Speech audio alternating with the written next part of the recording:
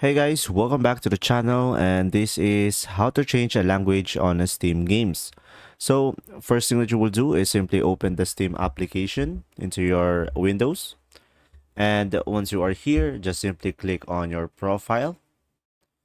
From here, go to account details, and after that guys, just simply go ahead and go to language preference over here. And from here, as you can see, you should be able to see here the languages, which is the primary and the secondary. And if we scroll down, we have here additional game content languages. So as you can see, these languages are not supported for Steam UI, store pages description, or user content, but may be supported by content in individual games. So you can just simply click on it.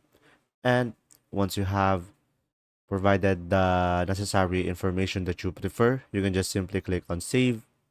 And after that, you can just simply go to library and go to your game, right click on it, and simply go to properties over here. And from here, you should be able to see language, and you'll be able to change it from here.